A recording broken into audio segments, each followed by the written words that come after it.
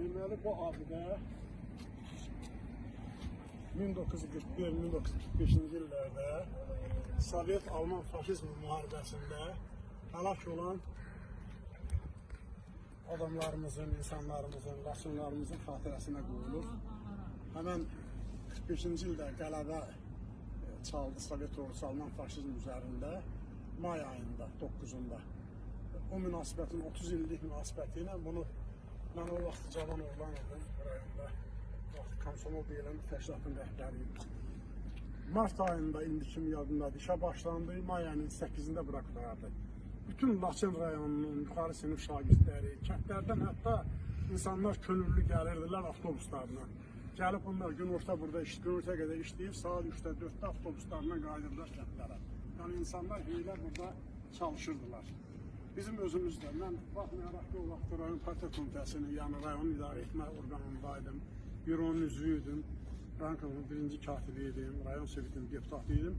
Mənim özüm də köhnə paltar geyinib, bütçələrimlə bərabər biz günün bəlli vaxtlarında gəlib burada işləyirdik. 6-cı günlərdə həmişə işləyirdik. Yəni qısa müddətdə ona görə də bizim də mən onun adını çəkməliyəm, Rəhim adlı arxitektorumuz vardı, Şəki rayonundan əsli. Allah ona rəhmət eləsin. Çox gözəl bir oğlan idi.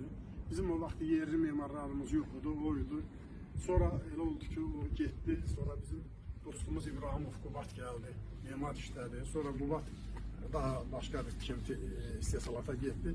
Azər müəllimi institutu qutardı, gəldi. Məmədov Azər bizim indiki hazırda hamının memar kimi tanıdığı gözəl dostumuz. O gəldi burada.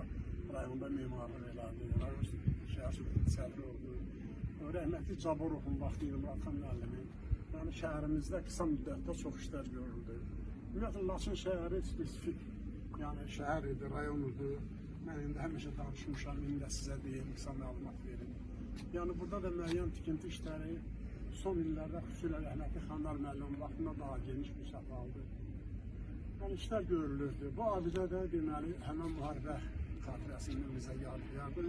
Yağı düşmənən qədim vandallan buranı işğal edən Laçını gördüyünüz kimi 92-93 illərdə ki, onların adamlarından həlak olanlara, qəhrəman çəkilənlərdən, hansı ki, işğalçıdırlar, okupantıdırlar bunlar və bunların elədikləri cinayətlərin cəzasını bunların rəhbərləri alacaq. Sıravi insanları canı ilə aldı, amma rəhbərləri onlar hələ alırlar və alacaqlar da. Və Azərbaycan ordusu